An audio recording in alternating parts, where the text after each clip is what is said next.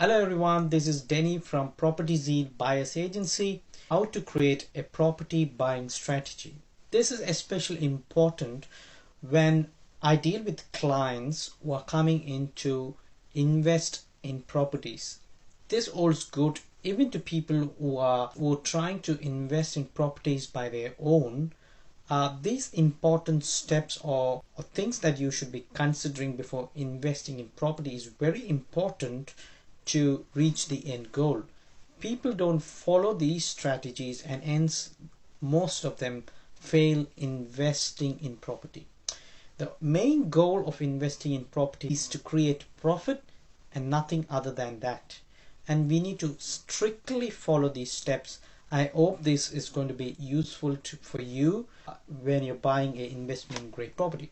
How do I create a strategy for the client is what I'm discussing. You can follow these steps to invest in your property selection. Now, so when I sit with a client, I ask them important questions like what is their current income? What are the income that individual and their partner is earning? What are the incomes that they're getting from their existing other sources of income like properties or share market or bitcoins and any other farm or Airbnb, etc., etc. So looking into the whole income that is coming, any income that is coming into their account. Two that I consider is number of investment properties they currently hold. Whatever and wherever the investment is, I would like to know what are the number of investment properties they currently hold. How much of equity do they think they have? How much of loan they have already repaid? So that is a good indication of what their financial situation is today. Apart from the income and apart from the amount of investment they hold, the next important question is expenses. What is the current expenses sitting at? What are the expected expenses that they're going to come across in the near future? For example, are they going on holidays, planning to have a child, and is the partner or the wife going to be on maternity leave? Such expenditure that are expected. Is the child getting into the school or university? Are they planning to buy a new car? What are their budget, etc., etc., would also be a good indication of what their borrowing capacity could be in the near future. Next important factor that I would like to consider is the risk taking capacity. So income, expenditure, expected expenditure will all indicate that how much of risk can you take, how much of equity have you got to back up, how much of liquid cash or buffer amount have you got in the bank. So based on all these factors that I've just mentioned, we can come to assumption that you have a very good risk taking capacity or you do not have any risk taking capacity. Hence we need to be more careful when we choose the properties for you. The next important factor or the thing that to be considered is the buffer amount or the liquid cash that you've got. This is very important when you're buying a property because you do not know what could come in what circumstances could come during the property buying period. So if the bank has agreed to fund you a property, that's fine. You've got 20% liquid cash, and if the bank is providing you 80%, that's fine. 100% is done, you buy the property. But then if the bank comes back with a valuation less than 80%, the bank for some reason says no, based on the its previous 3 months or the 6 months sales period, the bank thinks no, this property is not valued at 80%, so they can fund you only 70% of what you've promised the seller. Then you should make up for that 10%. You have 20%, your bank is giving you 70%, so you need that additional 10%. So we look whether you have got that buffer just in case. Okay, That's not the case every time, but that's not a negative thing that the bank is coming back with only 70%, because they're looking at the past. They're not looking at the future of the property market, but we as buyer's agent are researching that. That is why we research the property to see if the property value is going to go up in future. But the bank look at the past. The valuator cannot just make assumptions based on what he sees, but he has to make a valuation based on what the property sale prices are from the past.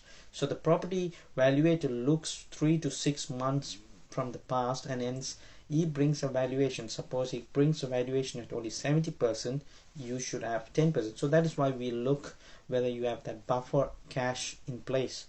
Next important take is ask if the client, or you have got a pre-approval already done. If you've already got a pre-approval for say a 600,000, then that's fine. Then it's all good that the bank is ready to fund 600,000. Then we can add on your 20% amount that you've got, or the equity that you've got. Then we can have a clear idea of what kind of, or what that we are looking at.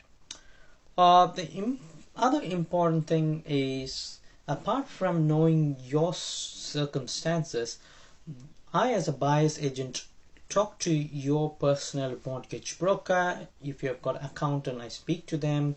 Then we sit together and make out a plan as to what is your financial situation now.